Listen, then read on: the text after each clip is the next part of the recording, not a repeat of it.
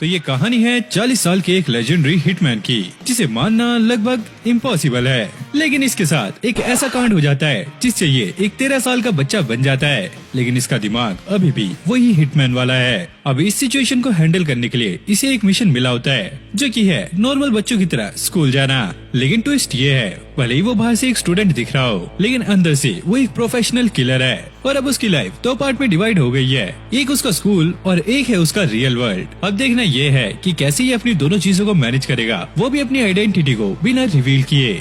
तो इस एनिमे की शुरुआत में हम एक बंदे को देखते हैं जो एक मिशन पे आया होता है। फोन पर उसे कोई ये बता रहा होता है, जिस मिशन पे तुम आए हो यहाँ पर तुम्हें कुछ लोग भी मिल सकते हैं और हो सकता है तुम्हें उनसे फाइट भी करनी पड़े, तो हाँ संभल के जाना। अब ये एक बिल्डिंग में आ गया था जहाँ पे एक दो नहीं बल्कि काफी सारे बंदे होते हैं। ओए ओए ओए रुक जा वहीं पर, तू कहाँ चला रहा है, ये कोई पार्क नहीं है। लेकिन ये बंदा किसी को भी कोई जवाब नहीं देता।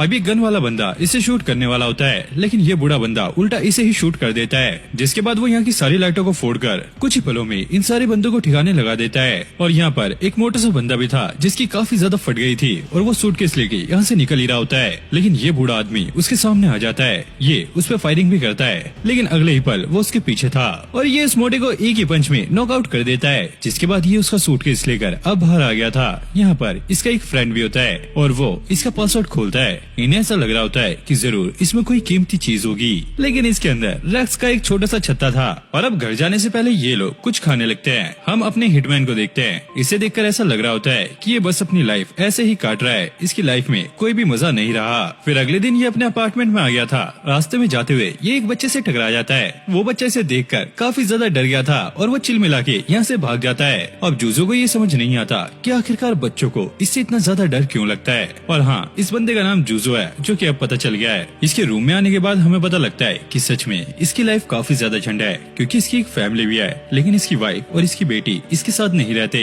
तभी दरवाजे पे कोई आता है। ये लॉक खोलने के लिए जा ही रहा होता है, लेकिन तभी एक वास्प पाकर इसके गले पे काट लेती है और इसका दर्द काफी ज्यादा होता है। और जूजो ये देखकर काफी ज्यादा हैरान था कि ये वास्प काफी ज्यादा अलग है। अब एकदम से उसकी तबीयत बिगड़ने लगती है और वो बेहोश होकर नीचे गिर जाता है। अब कुछ देर बाद जब उसे होश आता है, वो एक लैब में होता है और एक लेडी साइंटिस्ट उसे ये पूछती है, बताओ तुम्हारा नाम क्या है। और वो जवाब देता है, मेरा नाम है जूजो ओगामी। और वो पूछती है, वैसे हम दोनों का रिश्ता क्या है। अरे ये तो सबको पता है कि तुम मेरी एक्स वाइफ हो। हाँ, ये देख के तो ऐसा लग रहा है कि तुम्हारी याददाश्त बिल्कुल ठीक है। अब ये लेडी उसे एक मिरर देती है और जैसे ये अपना फेस उसमें देखता है, इसकी फटके 4, 8, 12 सारी हो जाती हैं, क्योंकि अब ये एक बच्चा बन चुका है। वही जूजो जो कि एक बूढ़ा सा था।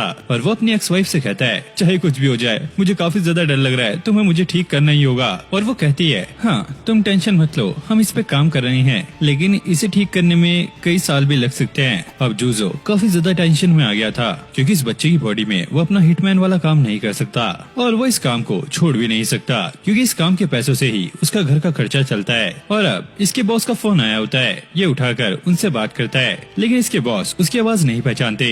अबे छोटी बच्ची हो क्या, किसने फोन उठाया है, चलो ओगामी से बात कराओ। अबे सर यार मैं ही बात कर रहा हूँ, ये मेरी आवाज थोड़ी चेंज हो गई है, समझा करो यार बात। वो अच्छा, वैसे मुझे तुम्हारी सिचुएशन के बारे में पता लगा है और उसे देखकर अब हम तुम्हारे साथ काम नहीं कर सकते। अबे बॉस यार क्या बात कर रहा है, सारा खर्चा मेरा इसी काम से चलता है, तुम एक बार मुझे आजमा के तो देखो।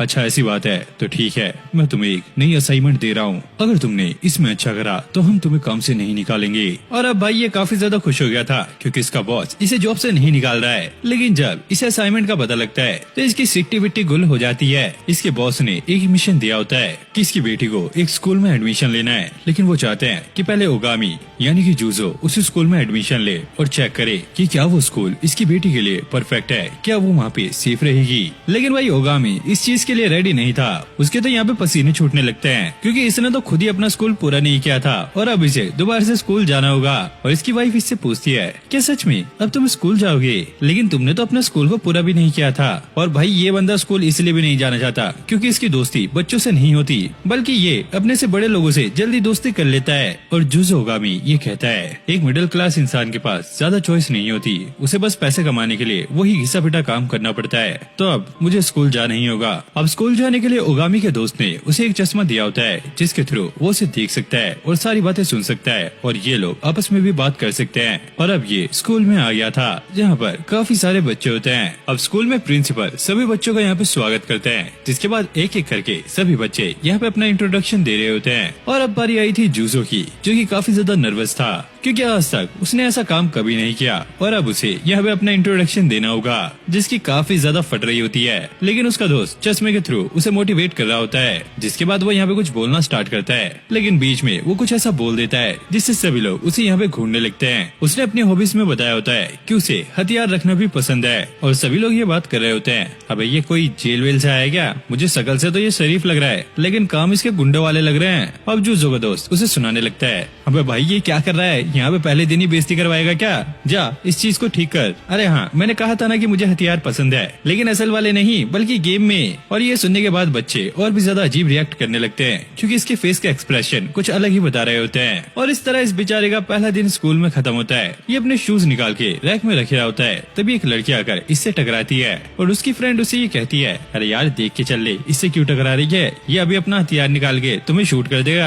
और ये हंसती हुई यहाँ से निकल जाती है। मतलब कि भाई जहाँ बंदे का टोरा जमना चाहिए था, वहाँ इसकी बेइज्जती हो रही है। और इसका दोस्त ये कह रहा होता है, ले भाई पहले दिन ही बेइज्जती करवा ली। और घर पहुँचने के बाद ये देखता है कि कोतात्सु ने इसके लिए काफी टेस्टी खाना बनाया होता है, और ये इसका दोस्त नहीं है बल्कि ये इसका चेला है, जो कि इसके साथ ही रहता है। और ये इसकी मॉम की तरह बिहेव कर रहा होता है, देखो अब तुम स्कूल जाने लग गए हो तो खाना खाने के बाद तुम्हें होमवर्क भी करना होगा। और जुजो से कहता है, अबे बस कर यार, मेरी मॉम बनने का ट्राई मत कर, माना कि मैं एक बच्चा बन चुका हूँ, लेकिन भाई हूँ तो मैं तेरा बॉस ही ना। और कोतात्सु कहता है, अरे बॉस मैं आपके भले के लिए कह रहा हूँ, अगर आप बच्चों की तरह बिहेव करोगे तो कोई भी आपको पहचानेगा नहीं, और आपके लिए अच्छा ही होगा। फिर अगला सीन हम फिर से स्कूल का देखते हैं, जहाँ पे जुजो की मैथ की क्लास चल रही होती है, और इसके कुछ भी पल्ले नहीं पड़ रहा था। और बैठा बैठा ये सोच रहा होता है, अरे यार इससे सही तो मेरी हिटमैन वाली लाइफ थी, कम से कम मैं कुछ न कुछ करके पैसे तो कमा लिया करता था। यहाँ तो मेरे कुछ घंटे पल्ले नहीं पड़ रहा है। और शुरू से ही इसे पढ़ना लिखना पसंद नहीं है, लेकिन उस वास्प के काटने के बाद इसकी बॉडी में काफी सारे चेंजेस आए हैं। इसकी सोचने समझने की पावर काफी ज्यादा बढ़ चुकी है, और जैसे ये बोर्ड की तरफ देखता है, इसे सारा कुछ आसानी से समझ आ जाता है, और अब इसे पढ़ाई में भी मजा आने लगता है, और उसे सारे ही सब्जेक्ट काफी अच्छे से समझ आ रहे होते हैं। और जब भी उसे फ्री टाइम मिलता है तो वो अपनी पुरानी लाइफ को साइंस से कंपेयर करने लगता है, कि जब भी वो बुलेट फायर करता था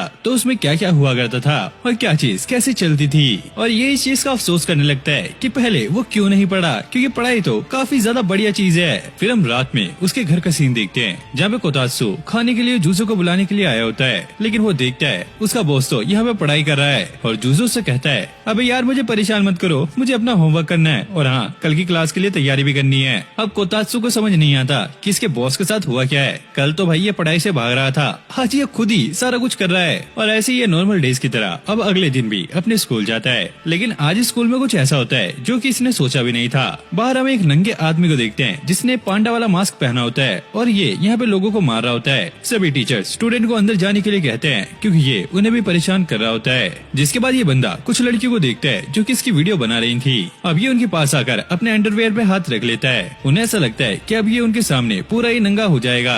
वहीं जुजो और उसका दोस्त ये सारा कुछ देख रहे होते हैं, और ये वही लड़कियां थी जिन्होंने जुजो का मजाक बनाया होता है। कोतात्सु उसे मना करता है कि तुम्हें इनकी हेल्प नहीं करनी, इन्हें ऐसे ही रहने दो। लेकिन भाई वो बंदा ठरकी इनके सामने गलत गलत हरकतें कर रहा होता है। अरे इनकी बराबर की तो मेरी लड़कियां हैं, मुझे इनकी हेल्प करनी ही होगी। वो उस बंदे के सामने एक बॉक्स फेंकता है, और 3-4 बुलेट वहाँ पे फायर कर देता है, जिससे यहाँ पे धुआं धुआं हो गया था। और फिर वो उसके जाके एक जोरदार पंच मारता है, लेकिन इससे इस बंदे को कुछ भी नहीं हुआ होता, क्योंकि जुजो अब एक बच्चे की बॉडी में है, तो भाई यहाँ पे उसे थोड़ा बहुत तो जोर लगाना पड़ेगा।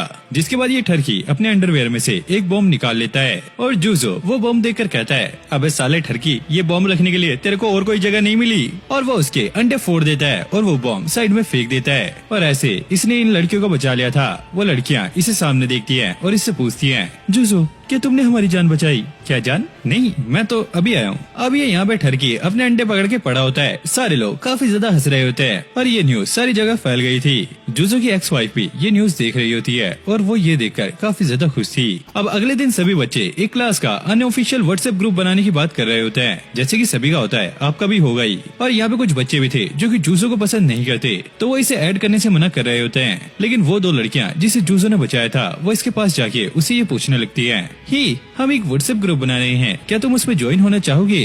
लेकिन जूजो सोचता है, अबे यार इनको ज्वाइन करके मैं क्या करूंगा, वैसे भी मैं इनसे बात कहाँ करूंगा। लेकिन फिर भी वो उनका मन रखने के लिए हाँ बोल देता है। अब जैसे वो घर जाता है वो देखता है कि फोन पे काफी सारी नोटिफिकेशन आई हुई है और सारे लोग यहाँ पे बातें करने में लगे हुए हैं और वो काफी ज्यादा परेशान हो गया था। और वो अपने दोस्त से कहता है, अब यार इसे किसी तरीके से बंद कर वरना मैं इसे फोड़ दूंगा। और कोतात्सु कहता है, अरे बॉस नए जमाने के बच्चे ऐसी ही बात करते हैं, आप तो पुराने जमाने के हो, आपको क्या ही पता होगा। जिसके बाद वो थोड़ी हवा खाने के लिए बाहर आ गया था और वो ये सोच रहा होता है ये लाइफ भी काफी अच्छी है। अब अगले दिन जूजो दोबारा से स्कूल जा रहा होता है। उसका दोस्त कहता है, अरे क्या यार बॉस बार बार पढ़ते ही रहते हो, जरा आसपास की हरियाली तो देख लो। कोतात्सु मैंने अपने टाइम में बहुत हरियाली देखी है, बस मुझे अब पढ़ने दे। अब वो अंदर जाके अपनी सॉक्स उतार के रख रहा होता है, तभी वो दोनों लड़कियां यहाँ पे टपक जाती हैं। Hello handsome, good morning. लेकिन भाई इस बंदे की गुड मॉर्निंग तो बैड लग रही होती है क्योंकि इसका मुंह ऐसा लग रहा होता है जैसे कि इसने लड्डू भर रखे हों। अब ये इन दोनों चिंकी मिंकी के साथ क्लास में जाने लगता है। आज पहली बार उसकी नजर क्लास की एक लड़की पे जाती है जिसका नाम है नोरन। और ये लड़की ना पढ़ाई में भी और स्पोर्ट्स में भी काफी ज्यादा अच्छी है, जिस वजह से सभी लोग इसे काफी ज्यादा पसंद करते हैं, मतलब कि भाई इसे गर्लफ्रेंड बनाना चाहते हैं। लेकिन भाई इस लड़की को तो इन चीजों में बिल्कुल भी इंटरेस्ट नहीं होता, वो तो बस अकेली रहना पसंद करती है।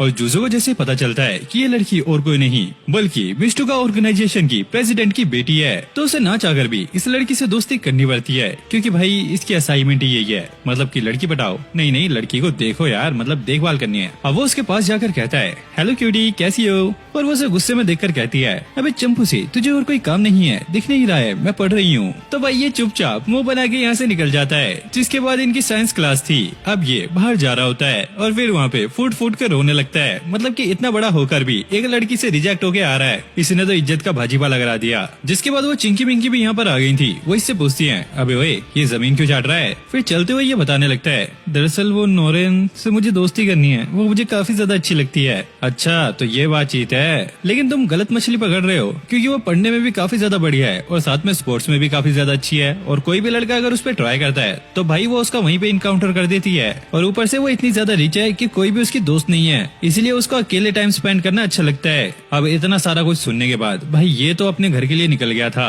अब रास्ते में भाई को भूख लगने लगती है तो कुछ खाने के लिए वो यहाँ पे एक रेस्टोरेंट में आ गया था। लेकिन सामने यहाँ पे नोरेन थी जो कि पार्ट टाइम यहाँ पे काम करती है। अब इस पगलेट को भी समझ नहीं आता कि ये क्या बोले, तो वो चुपचाप जाके यहाँ पे बैठ जाता है। अब नोरेन उसे पानी लाके देती है और ये सोच रहा होता है, अबे क्या सच में ये उस प्रेसिडेंट की बेटी है? और अब वो इसके लिए रामेन भी लेकर आ गई थी। और जैसे ये रामेन को खाता है ये भाई हवा में उड़ने लगता है, मतलब कि इसने आज तक ऐसी रामेन काफी टाइम पहले खाई थी, वो भी अपने घर में। तब इसकी मॉम इसके साथ रहा करती थी और इसे ये रामेन काफी ज्यादा पसंद आ रही थी। नोरेन उसे रुकाते हुए कहती है, ये खत्म करने के बाद मुझे बाहर मिलना। अब ये लड़की सिर पकड़ के उससे ये कहने लगती है, अबे नल्ले तुझे और कोई जगह नहीं मिली, यहीं पे आके तुझे रामेन खानी थी? अरे क्या बोलूं, यहाँ की रामेन काफी ज्यादा बढ़िया है और ये मेरे घर के पास ही था तो मैं यहाँ पे आ गया। और वैसे मुझे भी क्या पता था कि तुम यहाँ पे काम करती हो, मैं तो बस चलता फिरता यहाँ पे आ गया था क्योंकि मुझे भूख लगी थी। और हाँ टेंशन मत लो, ये बात मैं किसी को नहीं बताऊंगा कि तुम यहाँ पे काम करती हो। हाँ ये तुमने सही कहा, इस बात को तुम सीक्रेट रखना, अगर तुमने ये बात किसी को भी बताई फिर तुम देख लेना तुम बचने नहीं वाले।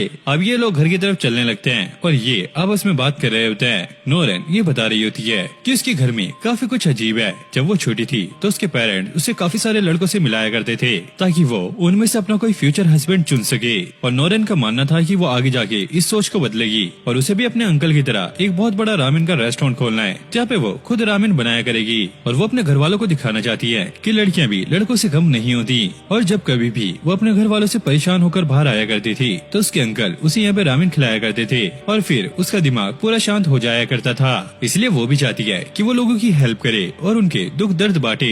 और जूजो उस पे कहता है, हाँ तुमने सही कहा, भले ही तुम बच्ची हो लेकिन तुम अपने डिसीजन खुद ले सकती हो। मुझे लगता है कि तुम जरूर आगे जाके कुछ बड़ा काम करोगी। और नोरेन ये सुनकर काफी ज्यादा खुश होती है। चलो कोई तो उसकी बात समझ रहा है। अब ये लोग वापस जाने लगते हैं। नोरेन उसे रुका के कहती है, एक चीज ध्यान रखना, अभी मैंने तुमसे बात कर लिया है तो ये मत समझना कि कल तुम क्लास में आकर मेरे से बात करने लग जाओ। ये बस एक इत्तेफाक था, ठीक है। जिसके बाद ये लोग घर जाने लगते हैं। लेकिन तभी हम यहाँ पे नोटिस करते हैं कि एक काले कलर की कार इस लड़की का पीछा कर रही है और अचानक से वो इसे किडनैप कर लेते हैं। जूजो भी यहाँ पे कुछ भी नहीं कर पाता। तभी उसका दोस्त उसे ये बताता है कि मैं इसकी नंबर प्लेट चेक कर रहा हूँ लेकिन ये भी फेक है। तभी जूजो की नजर एक बड़े से टावर पे जाती है और वो भागता हुआ उसके ऊपर चढ़ने लगता है। अब ऊपर आने के बाद वो चारों तरफ उस कार को ढूंढ रहा होता है और जैसे ही उसे वो कार दिखती है वो एक ट्रैकर उस पे लगा देता है, जिससे अब उसे नोरेन की लोकेशन अपने फोन पे दिख रही थी और वो एक ट्रक पे जंप लेकर वहाँ से निकल जाता है। हम देखते हैं कि कुछ किडनैपर्स ने नोरेन को यहाँ पे किडनैप कर लिया है और एक जगह पे रखा हुआ है। तभी इनमें से एक बंदा ये कहता है, अरे यार क्या माल है, मुझे तो ये हाई स्कूल की लड़की नहीं लगती, ये तो काफी ज्यादा मैच्योर है, काश मैं इसके साथ शादी कर पाता। तभी यहाँ पे इनका एक बॉस आता है और वो इसे लात मारकर पीछे फेंक देता है और वो नोरेन से कहता है, तुम घबराओ मत, मैं इसे खत्म कर दूंगा, बस तुम मुझे उस ड्रग का फॉर्मूला बता दो जो तुम्हारे मॉम डैड ने इन्वेंट किया है। लेकिन नोरेन कहती है कि उसे इसके बारे में कुछ भी नहीं पता और वो बार बार इसी के बारे में पूछ रहा होता है और नोरेन भी यहाँ पे कुछ नहीं बताती। ये बंदा समझ गया था कि वो ऐसे कुछ भी नहीं बताने वाली और इस बंदे को इसकी कमजोरी पता थी, तो उससे कहता है, अगर तुमने मुझे वो फॉर्मूला नहीं बताया तो मैं तुम्हारे अंकल को 2 हिस्सों में काट दूंगा। लेकिन तभी अचानक जूजो यहाँ पे पहुँच जाता है और वो आते ही इन किडनैपर्स के बॉस को खत्म कर देता है और इसने नोरेन का फेस भी ढक दिया था ताकि उसे इसकी रियल आइडेंटिटी के बारे में पता न लगे। अब इन सारे गुंडों ने उस पे फायर करने के लिए गन्स निकाल ली थी, लेकिन जूजो उनसे पहले ही सबको खत्म कर देता है। अब वो नोरेन से कहता है, चलो मैं तुम्हें एक राइड पे लेके चलता हूँ। अब वो नोरेन को एक ट्रॉली पे बैठा कर यहाँ से बाहर ले जाने लगता है। रास्ते में एक बंदा आता है और ये एक ही किक में उसे सेट कर देता है। ऐसे ही बाहर जाते जाते बहुत सारे बंदे आ रहे थे और ये सबको ही ठिकाने लगाते हुए जा रहा होता है और कुछ ही देर में ये सब किडनैपर्स को मारकर बाहर आ गया था। नोरेन एक ट्रॉली पे बैठी थी और बाहर आते आते उसका सर भी घूम गया है और उसे चक्कर आने लगते हैं। ओए प्लीज मुझे नीचे उतार दे, मुझे चक्कर आ रहे हैं। लेकिन बाहर आने के बाद ये देखता है उन किडनैपर्स का बॉस अभी जिंदा है और वो कार लेकर इन्हीं की तरफ आ रहा है। जूजो उस लड़की को वहाँ से साइड हटाता है और उस ट्रॉली को लेकर उस कार की तरफ फेंक देता है, जिससे यहाँ पे कार पलट जाती है और ये बंदा यहीं पे मारा जाता है। और फिर जूजो नोरेन को कुछ सुंघा के वहीं पे बेहोश कर देता है। फिर उसे याद आता है कि उसके पास एक बुक भी थी, शायद वो अंदर रह गई है, उसे वो वापस लानी होगी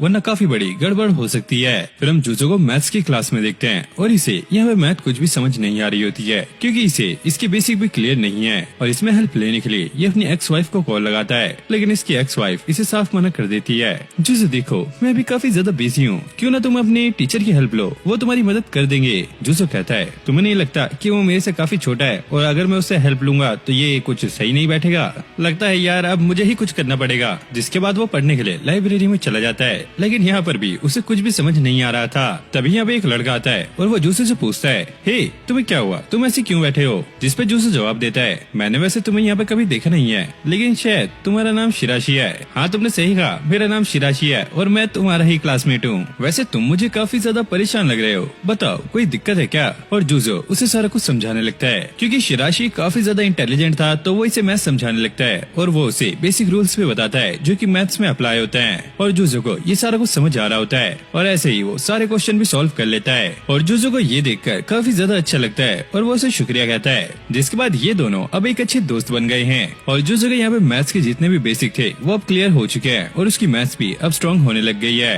अब कुछ दिनों बाद इनके स्कूल में एक टेस्ट होता है जिसमें जूजो के पूरे नंबर आए होते हैं। ये देखकर वो काफी ज्यादा खुश हो जाता है और वो शिराशी के पास जाके उसे शुक्रिया बोलता है क्योंकि उसकी वजह से ये सारा कुछ हो पा रहा है। शिराशी कहता है, अरे कोई बात नहीं, तुम मेरे दोस्त हो, मैं तुम्हारे लिए इतना तो कर ही सकता हूँ। अब स्कूल के बाद ये दोनों खाना खाने के लिए एक रेस्टोरेंट में आ जाते हैं। शिराशी जाते हुआ अपनी ड्रिंक किसी बंदे के लैपटॉप पे गिरा देता है। उस बंदे को ये देखकर काफी ज्यादा गुस्सा आता है, लेकिन शिराशी उससे माफी मांगता हुआ यहाँ से चला जाता है। अब ये लोग एक टेबल पे आके बैठ गए थे और क्या ऑर्डर करना है ये सोच रहे होते हैं। शिराशी यहाँ पे जूजो को बता रहा होता है कि उसकी लाइफ कैसी थी। दरअसल जब वो छोटा था तो उसकी मॉम तभी गुजर गई थी। उसके बाद उसकी दादी ने ही उसकी देखभाल की है, लेकिन अब वो भी बूढ़ी हो रही है। लेकिन ये चाहता है कि इसके पास कुछ ऐसे लोग रहें जो कि इसकी केयर भी करें और इसे पसंद भी हो। तभी पीछे से वो बंदा आकर इनकी बेइज्जती करने लगता है। अबे तुम दोनों ढक्कन हो क्या बातें कर रहे हो? ऐसा आज के टाइम में कुछ भी नहीं होता, सब भाई सेल्फिश हैं, सारे अपने काम में लगते हैं, कोई तेरे पास आके तेरी केयर नहीं करेगा, ठीक है समझ गया तू?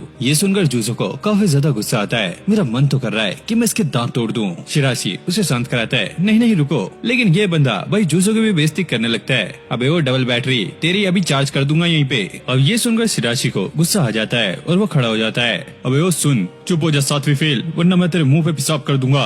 अब भाई ये दोनों यहाँ पे लड़ रहे होते हैं। सभी लोग इन्हें देख रहे थे क्योंकि एक फैमिली रेस्टोरेंट होता है और यहाँ पे बैठे हुए सभी लोग इस बंदे को ही सुनाने लगते हैं। पता नहीं ये कैसे छपरी है। मारो इसके, 2 थप्पड़ दो इसके। अपने आप को तेरे नाम समझ रहा है क्या? इतनी बेइज्जती सुनने के बाद इस बंदे को यहाँ से जाना पड़ता है। अब शाम होने के बाद ये दोनों यहाँ से जा रहे होते हैं और इन्होंने मस्त खाना खा लिया होता है। तभी हम उस छपरी को देखते हैं जो की साइकिल लेकर इनका पीछा कर रहा होता है। जूजो अपने बैग से एक कंपास निकालता है और इसकी साइकिल में फेंक के मारता है। इससे इसकी साइकिल का टायर यहाँ पे अटक जाता है और ये बंदा उड़ता हुआ सीधा पानी में जाके गिरता है। ये सुनकर शिराशी कहता है, क्या पानी में कुछ गिरा है? जूजो कहता है, अरे कुछ नहीं, ये तो बस एक किसी ने पत्थर फेंका है। फिर हम जूजो का पास्ट का सीन देखते हैं जहाँ पर वो अपनी बेटी से बात करने की ट्राई कर रहा होता है। लेकिन तभी अचानक उसके बॉस का फोन आता है और उसे काम के लिए यहाँ से जाना पड़ता है। फिर प्रेजेंट में जूजो अब सो रहा होता है। उसे ये सपना आ रहा था कि वो अपनी बेटी से बात कर रहा है। लेकिन जैसे उसका दोस्त इसके रूम में एंटर करता है, वो देखता है इसका रूम काफी ज्यादा गंदा है, मतलब कि चारों तरफ किताबें और कचरा ही भरा पड़ा है। और कोतात्सु अपने बॉस से कहता है, बॉस ये क्या हालत बनाई हुई है, इससे अच्छा तो जानवर रहते हैं। और भाई जूजो उसे ऐसा जवाब देता है कि ये बंदा भी सोच में पड़ जाता है।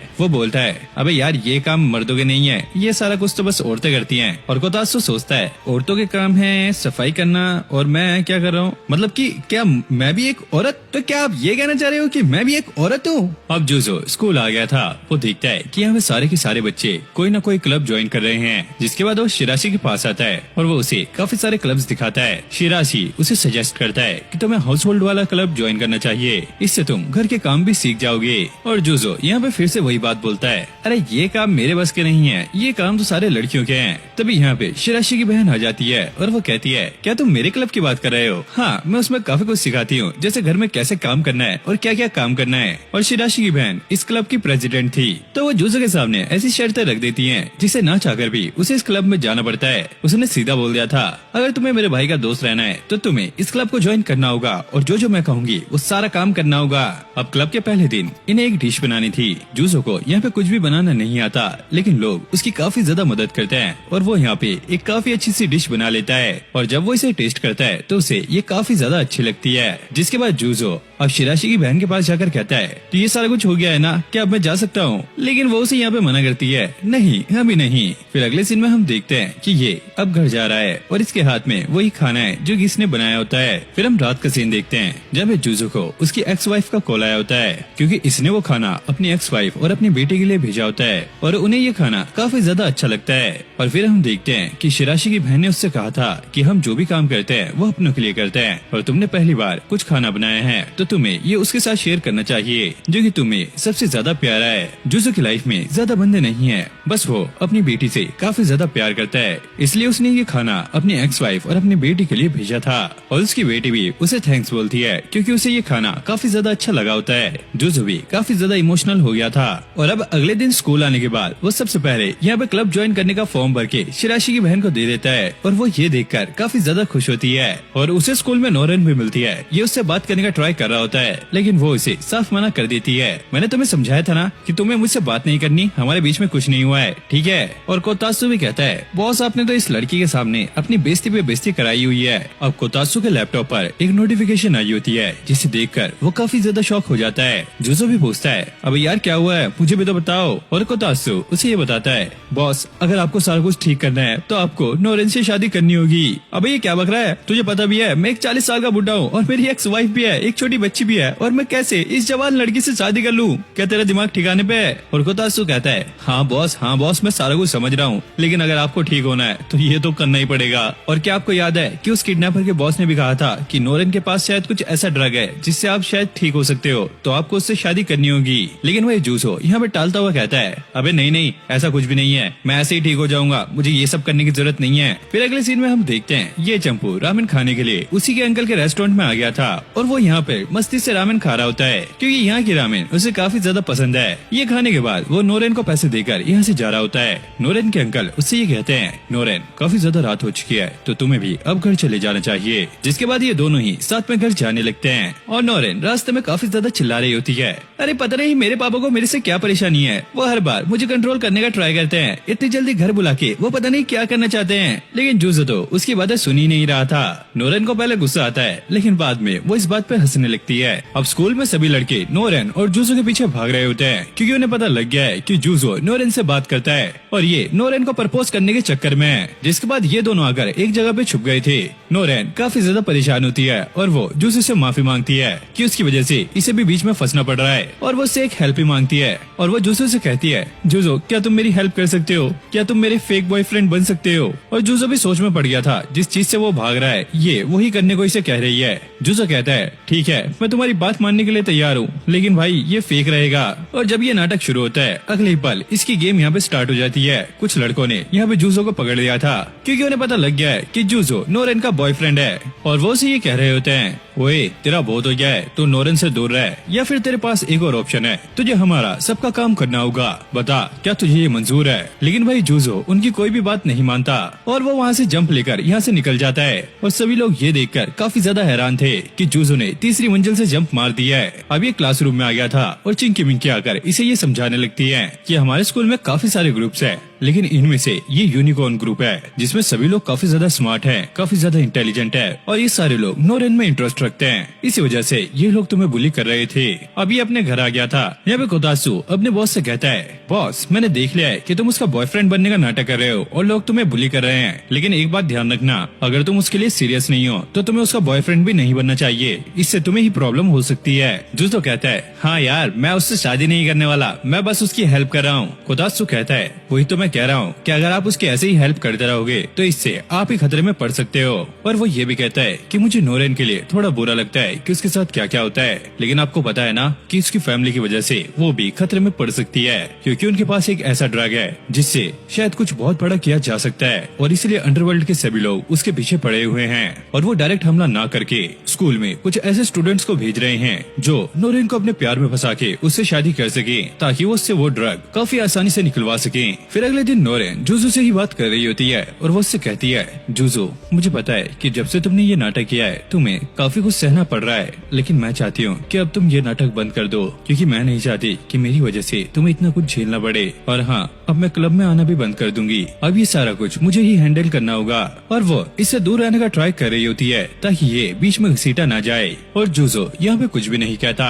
नोरेन यहाँ से जाने ही वाली होती है तभी एक लड़का आकर उससे ये कहता है हे नोरेन तुम कैसी हो, क्या तुम मेरे साथ आज डेट पे चलोगी। नोरेन उसे मना कर देती है लेकिन ये बंदा बार बार उससे पूछ रहा होता है और ऐसे कर करके ये उसे परेशान कर रहा होता है। जूजो उसे रुकाते हुए कहता है ओए ये क्या कर रहा है, अभी भी हम एक दूसरे के साथ हैं तो मेरी गर्लफ्रेंड से दूर रहे। और नोरेन भी ये देखकर काफी ज्यादा शॉक थी क्योंकि नोरेन ने उसे ऐसी एक्टिंग करने से मना कर दिया था, लेकिन फिर भी जूजो से यहाँ पे प्रोटेक्ट कर रहा है। ये बंदा अब गुस्सा हो गया था और वो उससे कहता है अबे सुन बे चूजे, तेरे जैसा मरियल इसे क्या ही प्रोटेक्ट करेगा, देख मैं तो जिम भी जाता हूँ और मैं आसानी से इसे प्रोटेक्ट कर सकता हूँ। जूजो कहता है हम दोनों अभी भी रिलेशन में हैं तो तुम्हें बीच में आने की जरूरत नहीं है। जिसके बाद ये बंदा अपनी पावर दिखाने के लिए जूजो पर अटैक करता है, लेकिन जूजो एक ही हाथ से उसके पंच को रोक लेता है। ये देखकर सभी लोग काफी ज्यादा हैरान थे क्योंकि सामने वाला बंदा काफी टाइम से जिम जा रहा है और बहुत ज्यादा ट्रेनिंग करता है, लेकिन जूजो ने आसानी से उसके पंच को रोक लिया और नोरेन यहाँ पे उससे इम्प्रेस हो जाती है। अब अगले दिन नोरेन जूजो से ये पूछती है ही तुम्हें क्या हुआ है? तुमने कल उस लड़की को काफी आसानी से रोक लिया, कहीं तुमने कोई टॉनिक तो नहीं पी लिया जिससे तुम्हारे अंदर सुपर पावर आ गई? जूजो कहता है, अरे नहीं नहीं, ऐसा कुछ भी नहीं है, वो तो बस मेरा लक था, वो गलती से मैंने उसका पंच रोक लिया, ऐसा कुछ भी नहीं है। लेकिन नोरेन को यहाँ पे कुछ गड़बड़ लग रही थी, जिसके बाद वो उसे बताती है, दरअसल मेरे डैड ने मुझे एक पेन भेजा है ताकि मैं उसे दे सकूं जिसे मैं डेट कर रही हूँ, और ये फाउंटेन पेन होता है जो कि वो जूजो को देती है। अब इनको ये समझ नहीं आता कि उसके डैड ने इन्हें ये पेन क्यों भेजा, जरूर इसके पीछे कुछ न कुछ मतलब होगा। अब ये तो आगे जाके ही पता लगेगा। फिर हम क्लासरूम में एक नए ट्रांसफर स्टूडेंट को देखते हैं जिसका नाम है शिन, जो कि देखने में थोड़ा सा स्मार्ट लग रहा होता है और हाँ थोड़ा सा इंटेलिजेंट भी।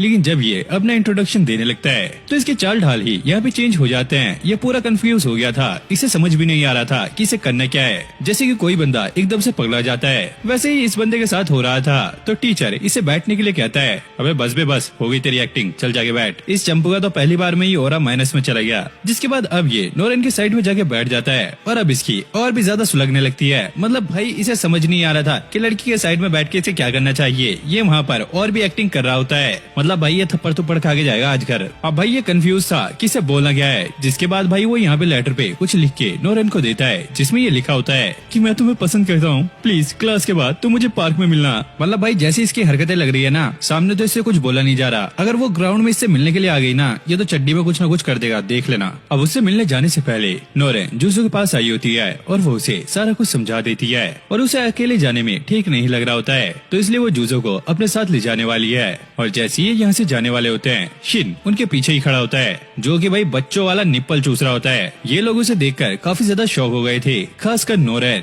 और जूजो भी ये सोच रहा होता है, अबे यार ये क्या बंदा है, साला भूत की तरह है, अभी तो यहाँ पे नहीं था, एकदम से यहाँ पे प्रकट हो गया, मुझे तो भाई ये ठीक नहीं लग रहा है। जिसके बाद भाई वो सीधा ही नोरेन को प्रपोज करने लगता है। नोरेन प्लीज मेरी सपनों की रानी, मेरा प्रपोजल एक्सेप्ट करो, मैं तुमसे बहुत ज्यादा प्यार करता हूँ। और वो यहाँ पे निप्पल चूस रहा होता है और वो कहता है, ये निप्पल मेरी नर्वसनेस को कंट्रोल करने का काम करता है, प्लीज इसे इग्नोर करना। और जूजो को भी समझ नहीं आ रहा होता है अभी ये बंदा है या सर्किट है, पता नहीं इसका सिस्टम किस तरह का है। और नोरेन को भी काफी ज्यादा गुस्सा आता है और वो इसके एक जोरदार पंच मारती है, जिससे ये बंदा यहीं पे ढेर हो जाता है। लेकिन भाई ये पगलेट मतलब कि मानने के लिए तैयार नहीं था। मतलब कि ये बंदा पहले ही कितना गिरा हुआ है और नीचे गिरे हुए भी ये यहाँ पे स्माइल कर रहा होता है। और नोरेन उसे काफी ज्यादा सुनाती है कि अभी तक उसे काफी सारे लड़कों ने प्रपोज करने का ट्राई किया है, लेकिन उसने सबको ही मना कर दिया है क्योंकि कोई भी उसे परफेक्ट नहीं लगा।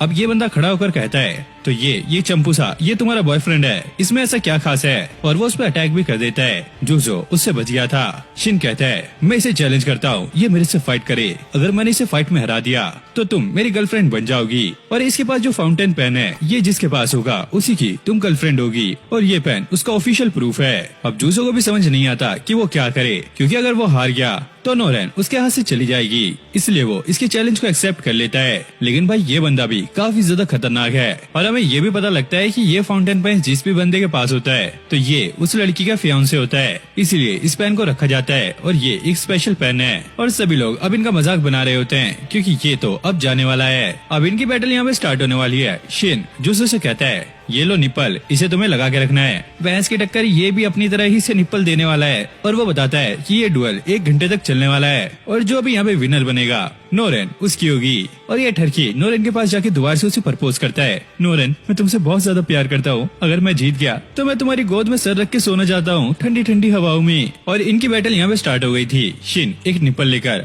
अब जूजो के पीछे भाग रहा होता है और 1 घंटे के अंदर उसे ये निप्पल उसके मुंह में लगाना है। अगर उसने ऐसा कर दिया तो वो जीत जाएगा, और अगर जूजो उससे बच गया और निप्पल उसके मुंह में नहीं लगा तो जूजो यहाँ पे जीत जाएगा। शिन भाई काफी ज्यादा तेज होता है, लेकिन जूजो भी उसके सारे अटैक से डॉज कर रहा होता है और ये भाई बहुत ज्यादा तेज था। जूजो काफी तेज भाग रहा होता है, लेकिन ये उसी का पीछा कर रहा होता है और इसके अटैक भी काफी ज्यादा खतरनाक थे। लोग भी ये देखकर काफी ज्यादा शौक थे कि ये दोनों एक लड़की के पीछे पागल हो गए हैं। कभी ये क्लास में जाते तो कभी ये बाहर लड़ते, और ऐसे ही ये उसका पीछा करते हुए एक रूम में आ गया था। यहाँ पे भी वो उसके मुंह में निप्पल डालने का सोच रहा होता है, लेकिन ये एक मूर्ति के मुंह में डाल देता है। जिसके बाद ये अब एक रूम में आ गए थे। वही शिन इसका पीछा नहीं छोड़ रहा होता है, वो लगातार इस पे अटैक कर रहा होता है, लेकिन जूजो भी काफी ज्यादा तेज था। शिन उससे ये कहता है, नोरेन से मैं तुमसे ज्यादा प्यार करता हूँ, मेरी फीलिंग तुमसे ज्यादा स्ट्रॉन्ग है, तुम्हें क्या लगता है कि तुम्हारी फीलिंग नोरेन के लिए ज्यादा स्ट्रॉन्ग है? अब भाई जूजो ये सुनकर सोचने लगता है, अबे ये क्या कह रहा है, मैंने तो ऐसा कभी सोचा ही नहीं है, और नोरेन को मैंने कभी गर्लफ्रेंड बनाने के बारे में सोचा भी नहीं था। मेरी तो एक एक्स वाइफ है और एक बच्ची है जो कि इसी की एज की है, मैं ऐसा कैसे सोच सकता हूँ, ये तो गलत होगा। फिर हम बाहर का सीन देखते हैं। अब टाइम यहाँ पे खत्म होने वाला है। अब ऐसे ही ये लड़ते हुए बाहर आ गए थे। सभी लोग ये देख रहे होते हैं कि अभी तक जोजो यहाँ पे सेफ है। भाई शिन उस पर दोबारा अटैक कर रहा होता है। इस बार तो उसने एक ट्रैप बनाया होता है। सभी लोग ये देखकर काफी ज्यादा हैरान थे कि जूजो इस बार फंसने वाला है। काफी सारे निप्पल उसकी तरफ आ रहे होते हैं। जूजो जंप लेकर उससे बचता है, लेकिन यहाँ पे एक ट्रैप भी था जिसमें शिन उसे फंसा लेता है। उसके हाथ यहाँ पे बन गए थे और एक निप्पल उसकी तरफ काफी तेजी से आ रहा होता है। लेकिन तभी अचानक यहाँ पे एक थ्रेड बीच में आ जाती है जिसकी मदद से ये निप्पल यहीं पे रुक जाता है और टाइम भी यहाँ पे एंड हो जाता है। यानी कि जूजो इस चैलेंज को जीत गया है। और फिर शिन को यहाँ पे समझ आता है कि आखिरकार हुआ क्या था। जब जूजो ने जंप ली थी तो उसने एक थ्रेड पीछे फेंक दिया था जिसकी मदद से ये निप्पल यहाँ पे रुक गया और वो इस चैलेंज को जीत गया। ये देखकर सभी लोग काफी ज्यादा खुश होते हैं और भाई शिन यहाँ पे रो रहा होता है कि उसने अपने प्यार को खो दिया। जूजो उससे ये कहता है, मुझे पता नहीं कि मेरी फीलिंग तुम्हारे से स्ट्रॉन्ग है या कम है, लेकिन मुझे इतना क्लियर हो गया है कि मेरे अंदर नोरेन के लिए कुछ फीलिंग है जो कि अभी अभी मुझे पता लगा है। और वो सोचता है कि ये फीलिंग कुछ ऐसी नहीं है कि वो उससे प्यार करता है, ये फीलिंग कुछ ऐसी है कि वो उसे प्रोटेक्ट करना चाहता है ताकि उसके सामने कोई भी दिक्कतें ना आए। जो कुछ भी वो अपनी वाइफ के लिए नहीं कर पाया वो सारा कुछ उसने आज इसके लिए किया। और अगले सीन में हम देखते हैं कि ये फुद्दू इनके क्लब में भी पहुंच गया है और ये नोरेन का अब भी पीछा नहीं छोड़ रहा है। तो किल ब्लू एनिमे का फर्स्ट पार्ट यहीं पे एंड होता है। तो गाइस आपको ये एनिमे कैसे लगी कमेंट करके जरूर से बताना और अगर आप चैनल पे न्यू हो तो वीडियो को लाइक करके चैनल को सब्सक्राइब कर लेना और ये वीडियो अपने दोस्तों में शेयर करना। बाकी गाइस ये एक ऑनगोइंग एनिमे है तो इसलिए जितने भी इसके अभी तक एपिसोड आए थे सारे ही मैंने इस वीडियो में कवर कर दिए हैं और जैसे ही नए एपिसोड आएंगे तो उनको भी मैं कवर कर दूंगा। बाकी आप ऐसे ही सपोर्ट दिखाते रहो। मैं मिलता हूँ नेक्स्ट वीडियो में, तब तक के लिए okay take care, bye bye.